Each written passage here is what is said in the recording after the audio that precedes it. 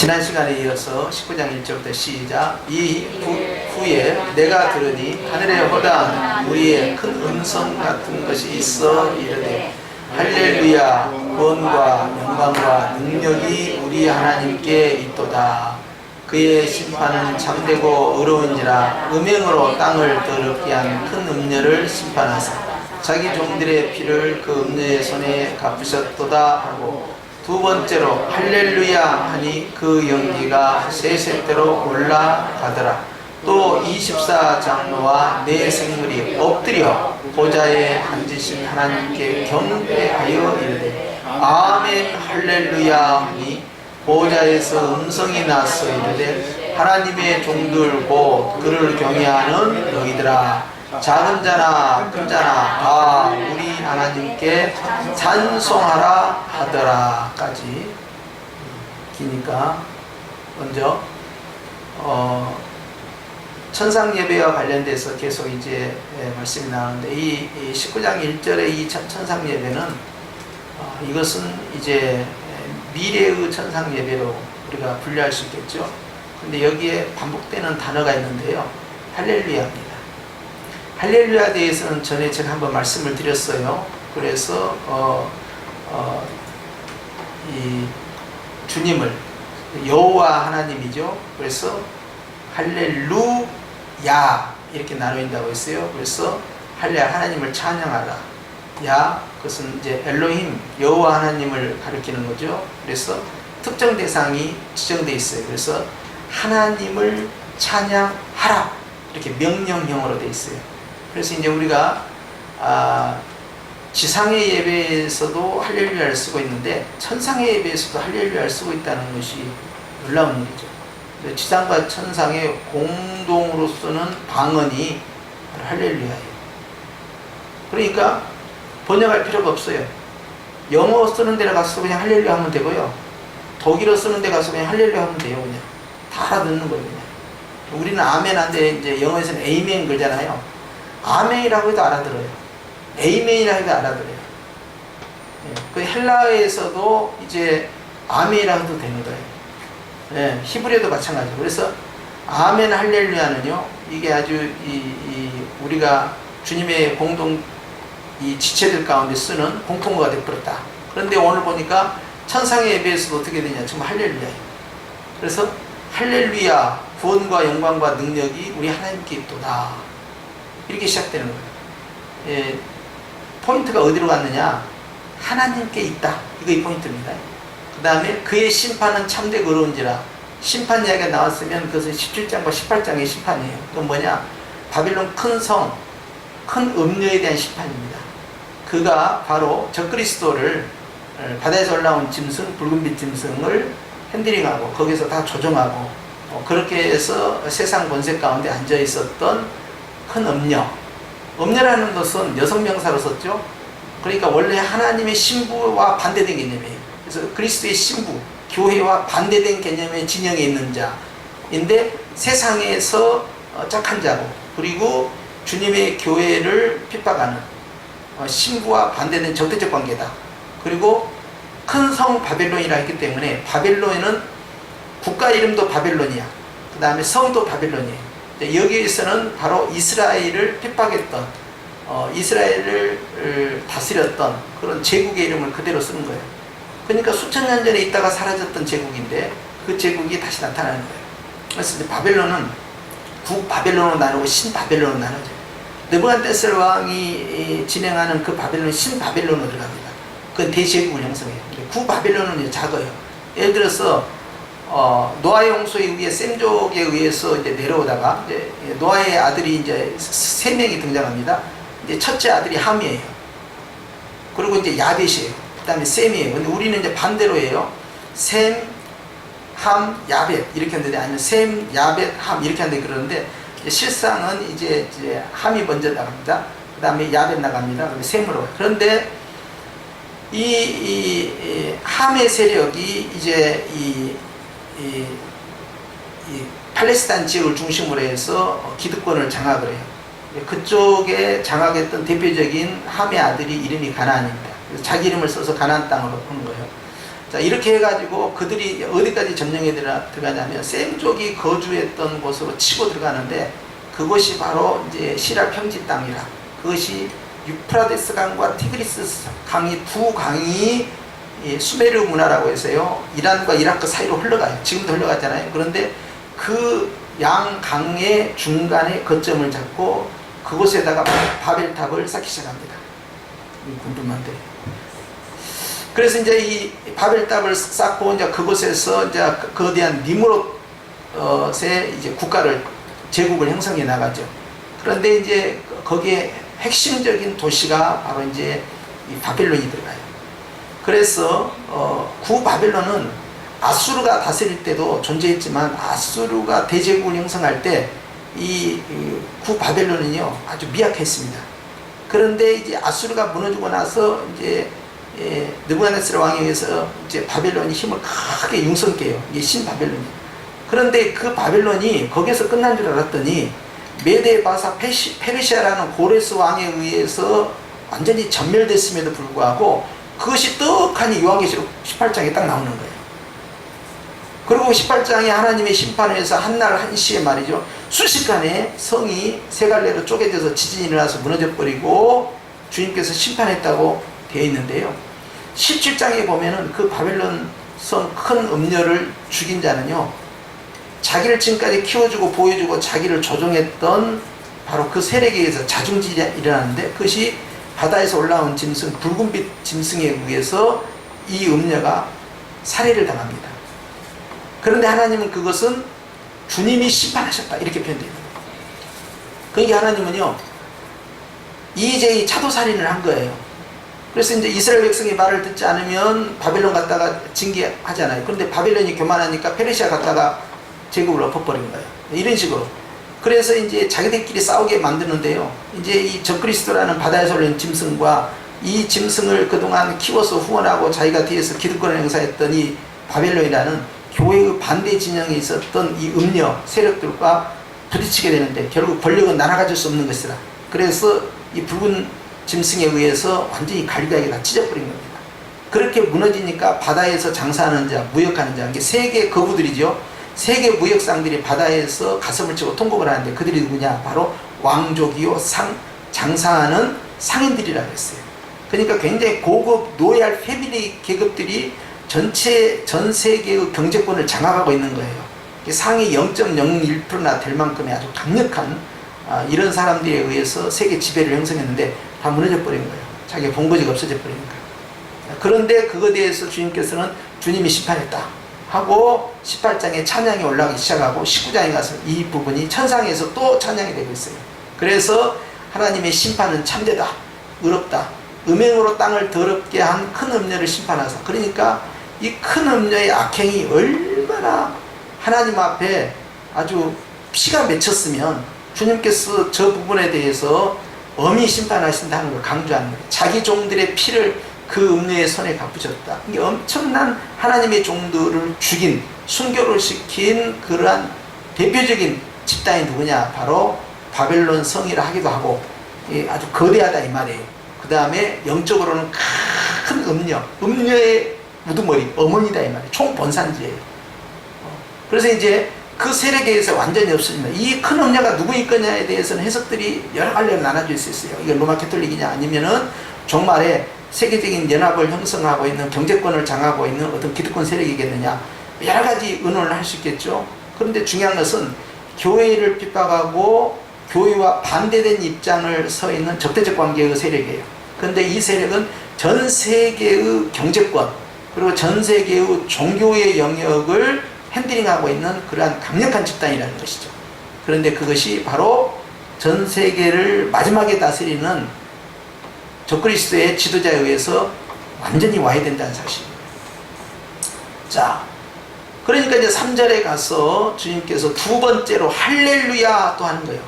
예배가 또 시작된 거예요. 할렐루야가 시작하면 또 예배가 시작돼요. 그 연기가 세 세트로 올라가더라.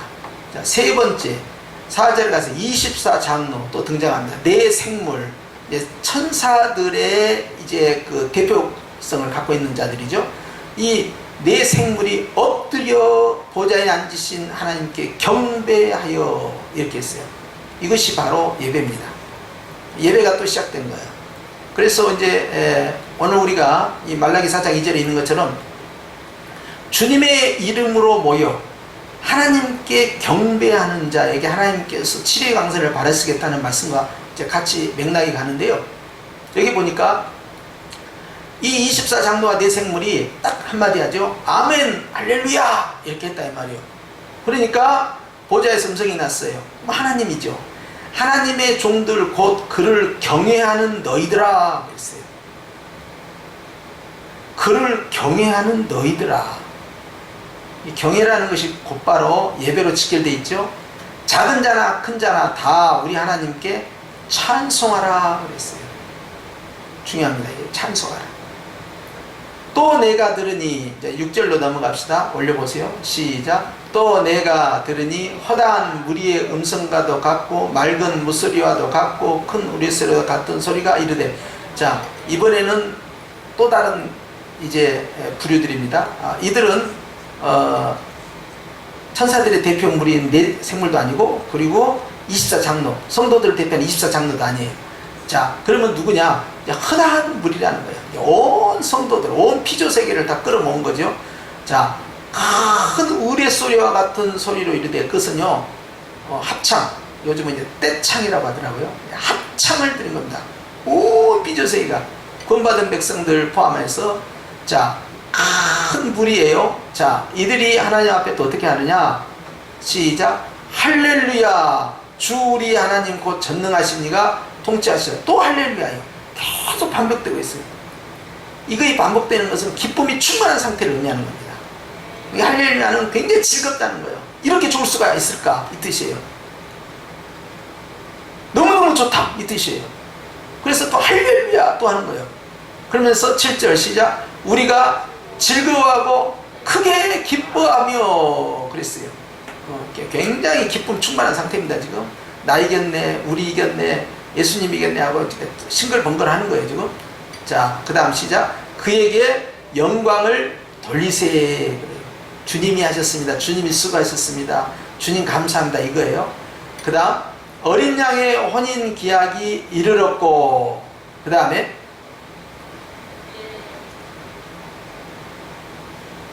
자 8절 7절 위에서부터 시작. 그의 아내가 자신을 준비하였으므로 그에게 빛나고 깨끗한 세마포옷을 입도록 허락하셨으니 이 세마포옷은 성도들의 옳은 행실이로다. 여기 보면은 이제 주님의 혼인잔치가 나와요. 그리고 그 혼인잔치에 판파레가 터져 나오니까 즐거워하고 기뻐하세요. 자, 승리가 된 겁니다. 최종적 승리를 향해 가고 있죠. 이제 결혼식에 들어가는데요. 신부가 입는 옷이 나오죠. 깨끗하고 빛나고 깨끗한 세마포 옷 그랬어요. 빛나고 깨끗한 세마포 옷은요 단순히 하얀 옷이 아니고요 하얀 옷에다가요 보석이 주렁주렁 달려있는 거예요. 그러면 빛에 의해서 이제 반사가 일어납니다. 그러니까 그것이 빛나는 옷이 되는 거예요.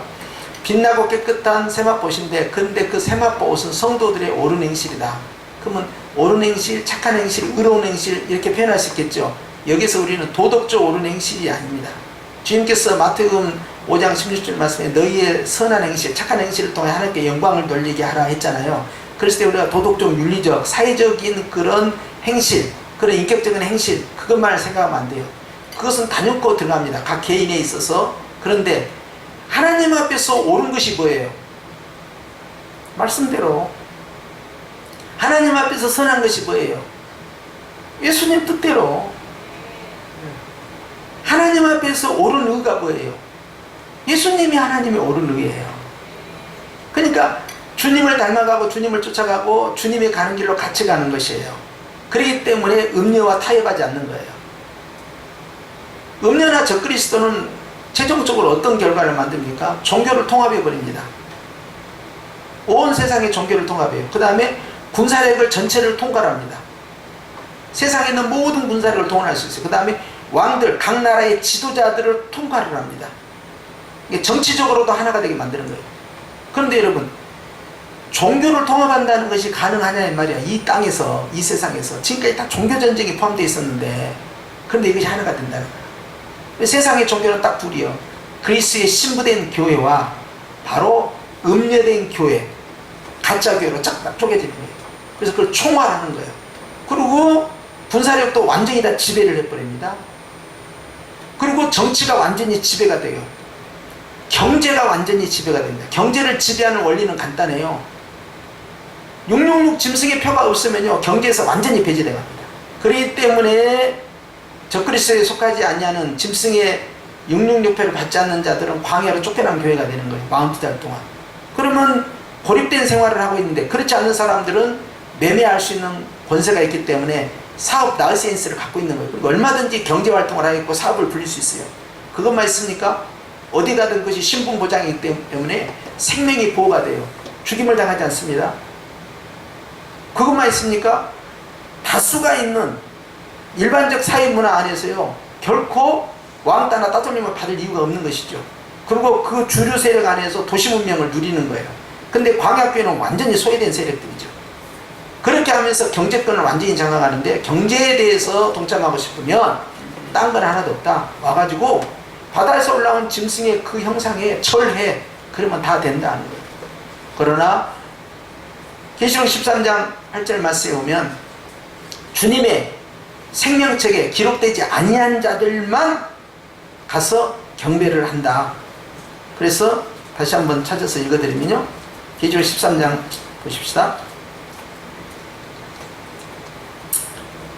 8절에 보니까 죽임을 당한 어린 양의 생명책의 창세 이후로 이름이 기록되지 못하고 이 땅에 사는 자들은 다 그 짐승에게 경배하리라. 이렇게 되어 있습니다. 아까 말씀드리면 생명책에 기록된 자는 그 짐승에게 경배하지 않는다는 말씀이에요. 그러니까 이것이 굉장히 중요한 말씀이에요. 13장 8절 말씀이. 그렇기 때문에 내가 지금은 절대 경배 안 할 것 같아. 나중에 가서 우상에게 경배하고 짐승의 표 받아가지고 저 유황불로 들어가면 어떻게 하지? 그런 스트레스를 받을 이유가 하나도 없다라는 말씀이에요. 이것이 굉장히 중요한 겁니다. 그러니까 짐승의 표가 베리칩이냐 생체 인식이냐 바코드냐 하는 것은 아무 의미가 없어요. 그건 전혀 중요하지 않아요. 그 비밀을 안다는 그 자체가 의미가 있는 게 아니에요. 내가 예수 그리스도를 마음으로 믿어 의외로 입으로 시인하여 구원에 이르는 내 이름이 하늘에 기록된 것으로 기뻐하는 생명책에 기록된 성도이면, 예수님을 믿고 하나님을 경외하는 예배자이면 상황 끝인 거예요. 계시록 13장 갖고 스트레스를 받을 필요가 없고, 아이고 종말에 가서 내가 까딱 잘못했다가는 지옥으로 가겠다라는 그런 압박감을 받을 이유가 있다 없다? 없다 이 말이요. 왜 이걸 가지고 장난치면 안 되지. 이만희는 왜 종말에 가서 성령의 인침이 또 있어야 된다고 주장하냐고. 이미 주님께서 에베소 1장 13절, 에베소 4장 30절 말씀을 통하여서 우리가 이미 성령으로 인침을 받았느니라 완료형을 쓰고 있는데, 종말의 인이 또 필요하다는 거예요. 종말의 인이 필요해서 도장은요, 자 권사님들 생각해 보세요. 30년 전에 내가 집문서 도장 찍어가지고 그 계약서 써가지고 내 집문서가 됐어. 그러면 30년이 지나버리면 다시 또 계약도 또 써야 됩니까? 50년이 되면 또 계약서 또 다를 씁니까? 그런 게 어디가 있어. 끝난 거야. 이게 다 완료가 된 거예요. 완료형이에요 이게. 이해가 되시죠? 그러니까 두려워할 필요가 있다 없다? 없다라는 거 없다는 거. 아무 걱정할 필요 없는 거야. 걱정할 건 뭐냐? 생명책에 이름이 기록되지 아니한 사람들이 걱정할 문제예요. 그게 그 영혼이 걱정되는 것이지. 그 영혼들 가운데에서 여전히 예수님을 믿지 않는 사람들은요, 다 가서 짐승에게 절할 수밖에 없는 구조가 된다. 그런데 주님께서 그 일에 앞장서고 있는 이 큰 음녀를 주님께서 징계를 하신 거죠. 자, 다시 세마포, 빛나고 깨끗한 세마포로 들어가면, 빛나고 깨끗한 세마포는 도덕적, 인격적, 그 다음에 그런 사회적인 그 인격 수양과 관련된 개인의 선행을 의미하는 것만 포함되지 않는다. 그건 훨씬 더 확대가 돼야 돼요. 결국 나의 의는 어디서 옵니까? 예수. 나의 선함은 어디서 옵니까? 예수. 그렇죠? 의롭다함을 얻었으니 하나님이 나를 의롭다 하시니 누구도 정죄할 수 없다. 나의 의는 뭡니까? 예수. 답은 딱 정해져 있어요. 믿음으로 말미암아 의롭다함을 얻었으니 이방이나 유대인의 차별이 없느니라. 그 의롭다함은 뭐예요? 예수. 다른 답이 나올 수가 없는 거예요 거기는. 그러니까 성도들이 옳은 행실은요, 착한 행실이라는 것은 개인적인 착한 행실을 뛰어넘어야 돼요 이거. 그런다고 해서 교회 다니는 사람들은 안 착해도 상관없다 그 뜻이 아니에요. 예수님을 닮아가는데 어떻게 안 착해질 수가 있냐고. 아니 이렇게 생각하면 돼요. 내가 옷을 입고 물속에 푹 들어갔어요. 근데 물이 안 젖을 수 있어요? 아, 방수입니까? 아, 잠수복 입었어요? 근데 예수님의 옷은요, 이 비닐로 된 방수가 아니라요, 몸으로 싹 스며드는 옷이에요. 그래서 예수의 옷을 입으라라고 그랬어요. 사도 바울. 예수의 옷을은요, 내 안에 쏙 스며들어요. 근데 예수님의 옷을 입고 보혈의 샘이 깊이 푹 들어갔어요. 그럼 보혈이 겉옷만 먹고 속에는 안 먹고 내 피부에는 안 닿냐 이 말이에요. 옷도 다 뒤집어 쓰는 것이죠. 그렇기 때문에 예수님 믿는 사람이 예수님을 닮아가고 예수님이 가시는 길을 따라가는데 착하지 않다, 이중적으로 갈라진다. 그것은요, 믿음과 행함이 분리되어 있다는 이야기예요. 참 믿음은요, 행위가 분리될 수가 없습니다. 하나님을 믿는 사람은요, 행함과 믿는 것이요, 분리될 수가 없어요. 하나로 같이 가는 거예요. 그렇기 때문에 오늘 이 선한 행실은 바로 예수님의 의고 예수님을 말미암아 받는 상급인데, 바로 그것이 우리의 내면에 깊이 들어 우리의 삶 가운데 영향을 끼치는 것이죠. 그러니까 교회 다니는 사람은 착해질 수밖에 없다 이 말이에요. 착해질 것이냐 안 착해질 것이냐 하는 거하고 내적인 갈등은 일어날 수 있어요. 아, 거짓말이 안 했는데 거짓말했다. 도둑질 안 했는데 도둑질 했단 말이에요. 화를 안 했는데 화를 냈다. 갈등이 일어나요. 살아있다는 증거입니다. 근데 갈등이 안 일어나. 아니 뭐 괜찮아요. 뭐 어때? 양심이 화인맞은 자야. 이건 죽은 영혼이야. 믿음이 죽어버렸어. 행함이 없는 믿음이니까. 그런데 죄를 짓는데 갈등이 일어나. 괴로워. 내가 하나님 앞에서 이렇게 살면 안 되는데, 내가 왜 못된 짓을 또 있을까? 갈등이 생겨. 살아있다는 증거예요. 그러면 갈등이 있으면 스트레스를 받잖아요. 그러면 뭐합니까? 그 스트레스를 풀기 위해서 보혈의 샘에 푹 들어가는 거예요. 그게 뭐예요? 그게 회개예요. 그래서 이제 다시는 이렇게 안 살아야겠다. 주님 잘못했습니다. 정말로 이제 똑바로 살겠습니다. 그렇게 하는 거예요. 그것이 바로 성도의 변화된 삶이죠. 자, 이런 과정을 통해서요, 점점 주님을 닮아가는 인격적 수양도 같이 이루어지는 것이죠. 9절 말씀 봅니다. 시작. 천사가 내게 말하기를 기록하라. 어린 양의 혼인잔치에 청함을 받은 자들은 복이 있도다 그랬어요. 저와 여러분은 다 어린 양의 혼인잔치에 청함을 받은 자들이죠. 근데 우리가 예수님께서 우리가 마태복음 25장 이후에 보면은 그 혼인잔치에 대한 비유를 말씀하실 때 보니까, 혼인잔치에 이제 사람들 이렇게 초청할 때 첫 번째 열처녀 비유를 통해서요, 타이밍을 놓친 사람들이 있어요. 타이밍을 왜 놓쳤냐? 10명 다 잡니다. 5명도 자고 5명도 자고. 그래서 미련한 처녀도 자고 지혜로운 처녀도 다 잔다는 거예요. 자는 건 똑같아요. 그러니까 나는 자정 0시 기도회를 해가지고 나는 절대 잠을 자지 않고 깨어있으리라. 이런 분들은 큰일 나요. 불면증 생기니까 저녁엔 주무세요. 예, 자야 돼요. 푹 자야 돼. 둘 다 잤는데 두 부류가 다 잤지만 차이점이 뭐냐면, 한쪽에는 자면서 기름이 바닥 나가고 있고 한쪽에는 넉넉하게 있었어요. 그러니까 이제 기름이 떨어지는 이 사람들이 기름을 달라고 하니까 나눠줄 수 없다는 거예요. 나눠주면 둘 다 부족하다. 그러니까 차라리 니들 가서 얼른 사갖고 오너라 그랬어요. 그런데 심야에 누가 팝니까? 안 파는 거야. 그래 어찌어찌 해가지고 구해갖고 왔는데 때는 늦으리 버스는 지나가 버렸네. 그러니까 막 두드리는 거예요. 아니 나도 혼인잔치에 들어가겠습니다. 그러니까 주님께서요, 이 악하고 못된 종들아, 너희들은 성 밖에서 슬픔 이를 가르라. 내 쫓아내. 그러면서 주님 말씀해, 주의 오심 그 때와 시기는 알 수가 없다. 그러므로 깨어있으라 하니까, 여기 깨어있으라는 것은 단순히 잠자지 말고 눈 이렇게 부릅뜨고 있으라는 것이 아니라, 야간에 철야기도만 하라는 것이 아니라, 기름 준비를 충분히 하라는 거였구나. 그러면 사람들이 생각하기에 기름이 뭘까? 성령의 기도의 기름. 그러니까 성령 충만해야만 그러면 혼잔치에 우리가 소외되지 않고 들어갈 수 있는가? 그래, 성령 충만, 불로 충만, 이런 생각을 하는 거예요. 그것이 아니에요. 그 본문에서는 전혀 엉뚱한 이야기들을 하고 있는 거예요. 열처녀의 비유를 통해서 주님께서 우리가 알려주신 건 뭐냐면, 주님께서 때와 기한은 알 수 없다. 이게 결론이야. 딴소리들을 하니까 문제가 있는 거예요. 그러면 오실 것은 같은데 정확한 때와 정확한 시를 모르니까 어떻게 해야 됩니까? 우리 쪽 입장에서는 언제 오시기는 지금 오실 것 같아, 금방. 근데 정확하게 타이밍을 몰라. 그러면 일단 뭐 하겠어요? 내 입장에서는 만반의 준비하는 거예요. 오늘 오실지, 일주일에 오실지, 한 달에 오실지, 1년에 오실지 모르지만 아무튼 금방 오실 것 같아 지금. 그러니까 늘 준비하는 거예요. 준비. 여기까지요, 여기까지. 뭐 그 기름이 성령의 기름이냐 아니냐, 뭐 기도의 등불을 밝혀야 되는데 뭐 기도의 등불을 안 밝혔다, 다 졌다니까. 둘 다 10명 다. 그래서 본문을 그렇게 왜곡시키면 절대 안 된다. 그 다음에 이제 이 혼인잔치와 관련해서 주님께서 이제 많은 사람을, 이제 왕이 혼인잔치를 하니까 사람들을 불러들였어요. 초청을 했어요. 근데 안 와, 이 사람들이.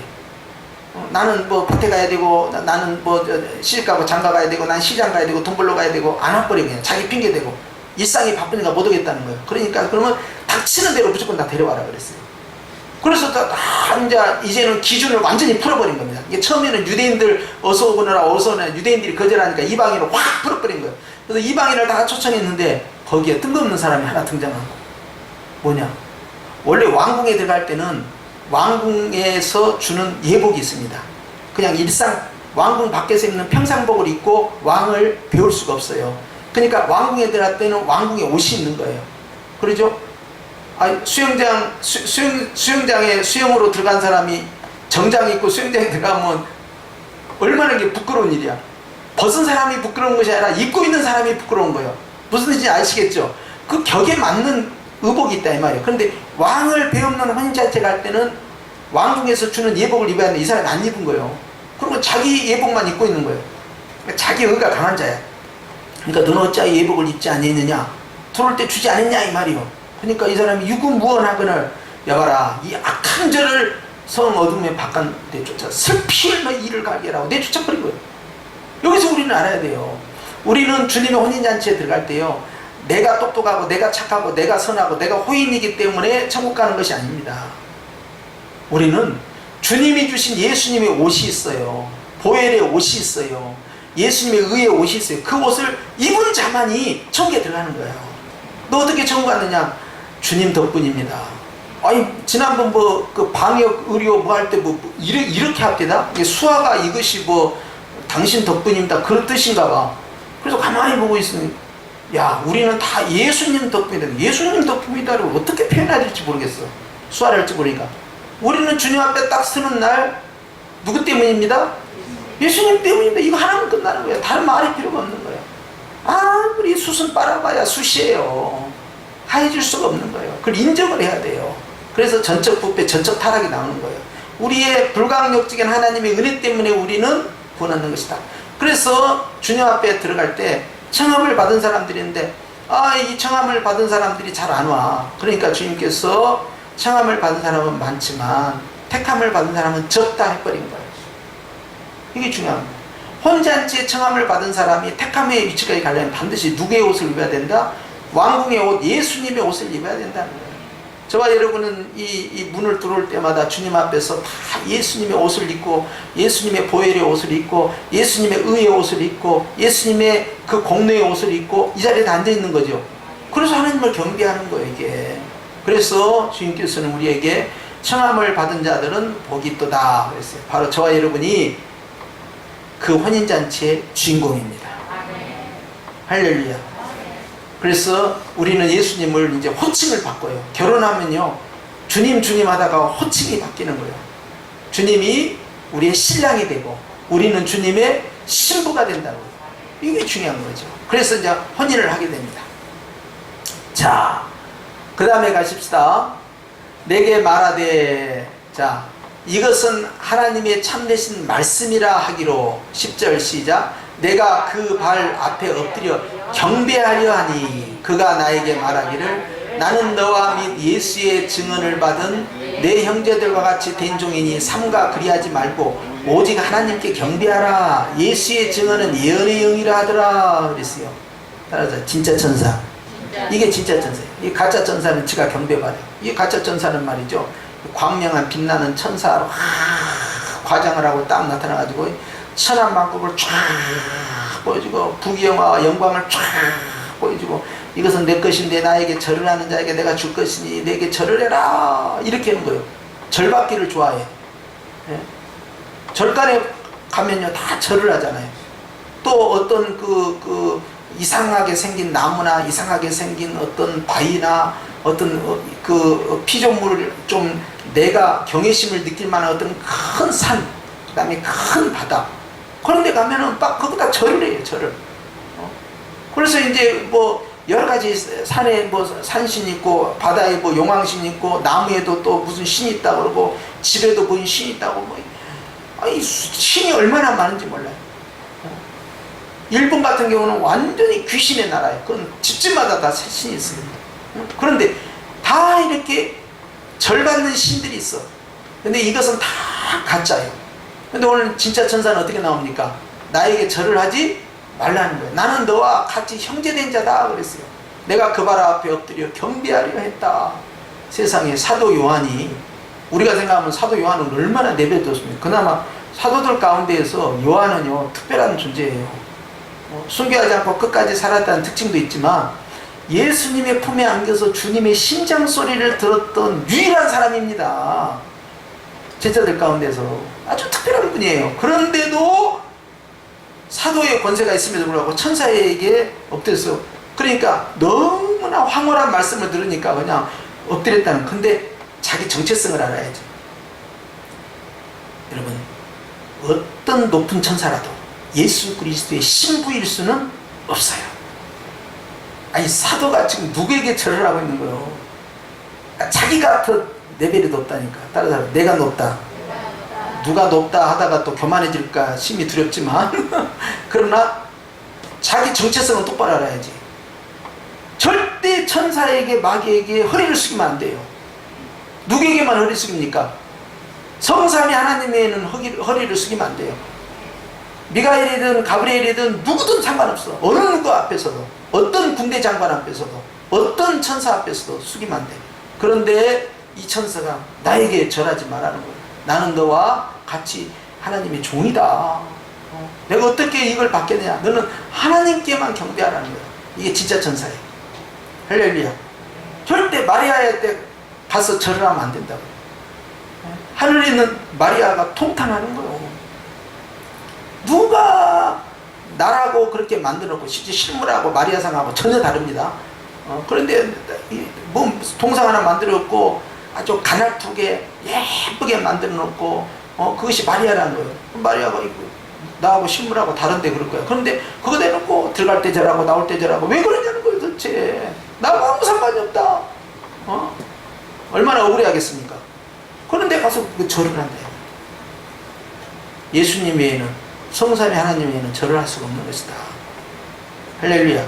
그러니까 마리아든 성인, 그러니까 성자라고 성인으로 추앙을 받은 많은 그 신앙의 선배들이 있어요. 이제 그런 사람들을 또 추앙을 합니다.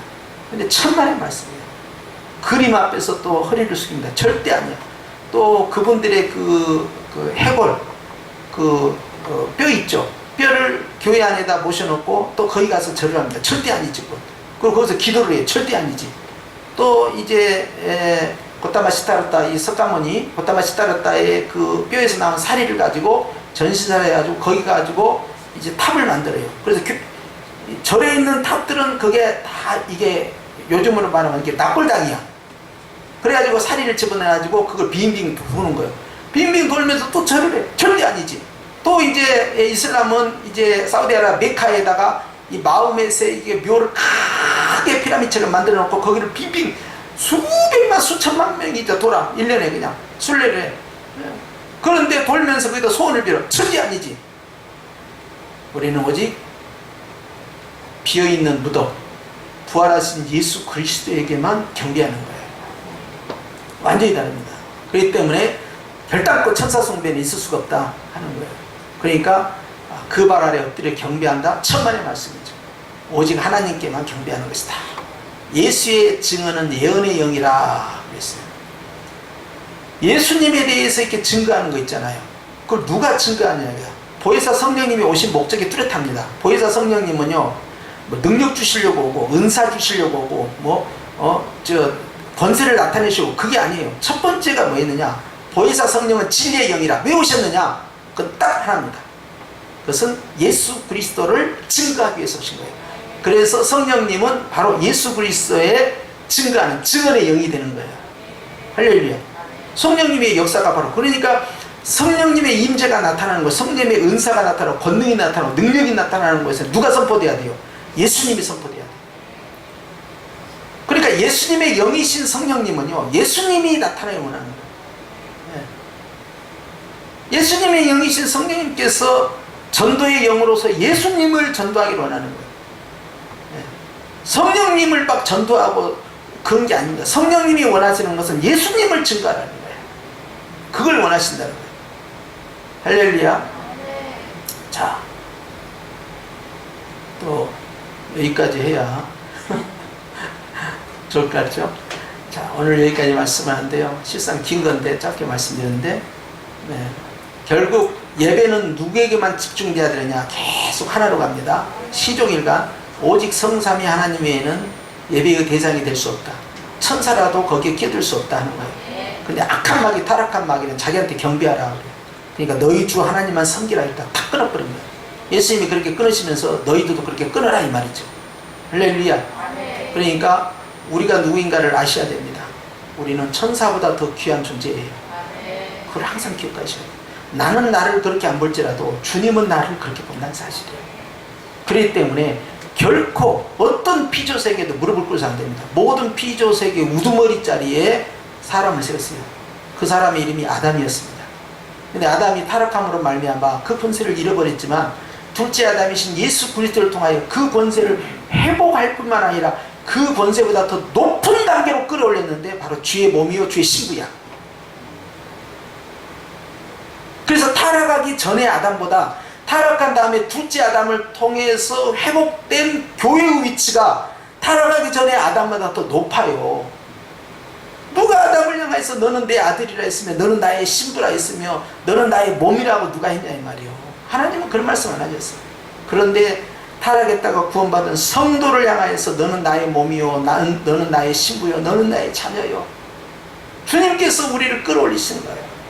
이것이 중요한 겁니다. 그리고 이 아담은요 이 세상을 다스리는 왕권이 있었지만요 회복된 교회는 어떻게 합니까? 주님 앞에 돌아오는 교회는 1000년 동안 왕노를 하리라. 20장 4절 22장 4절에는 영원토록 왕노를 하리라. 계시록에 나타난 말씀의 약속이에요. 또 뿐만 아니라 에베소 2장에는 주님과 함께 하늘에 올라서 주의 보좌 앞에 함께 앉아있는 권세, 다스리는 권세가 바로 교회에게 주셨다는 거예요. 이것이 여러분 저와 여러분에게 어마어마한 축복이죠. 우리의 자존감을 끌어올려줘야 됩니다. 교만해서는 아니 되지만 내가 얼마나 위대한 자고 하나님이 나를 이토록 끌어올려 주셨구나. 엄청난 감사를 드려야 되는 것이 바로 이 땅에 있는 교회. 그러니까 나는 지렁이다, 나는 못난이다, 나는 바보다, 나는 병들고 나이 들면 늙고 나는 초라하고 외롭고 그런 것은 전혀 안 맞는 이야기예요. 내 겉사람은 후패하나 즉 썩어가고 늙어가고 병들어가고 형편없이 가도 내 속사람은 날로 날로 새롭도다. 내가 얼마나 하나님 앞에 위대한 존재인지. 그리고 주님께서 우리를 이미 영혼을 구원하셨기 때문에 이제 남아있는 구원, 육체의 구원을 위해서 재림하셨을 때 육체의 부활을 통해서 영원한 신령한 몸으로 우리를 회복시켜 주시니 온 피조물들이 얼마나 부러워하겠냐 이 말이에요. 할렐루야. 천사가 육체가 어디가 있습니까? 우리 인간은 육체가 있어요. 천사를 위해서 예수님께서 오셔서 피 흘려 죽으셨습니까? 타락한 인간을 위해서 죽으셨어요. 우리가 우리의 모양대로 사람을 만들자. 하나님의 형상으로 창조를 받은 것이 우리 인간이에요. 우리가 얼마나 위대한 존재냐 이 말이에요. 놀랍죠? 따라서 합시다. 놀랍다. 네? 우리 자신이 그런 어마무시한 사람들이에요. 이걸 기억하시고 이번 한 주간에도 기죽지 말고 주님 앞에서 어깨 활짝 펴고 주여 감사합니다. 나를 이렇게까지 주님 끌어올리시니 이 은혜를 어찌하오리까. 늘 감사하면서 할렐루야. 이 코로나 전국을 크게 돌파해서 나갈 수 있기를 주님으로 축원합니다. 기도하십시다.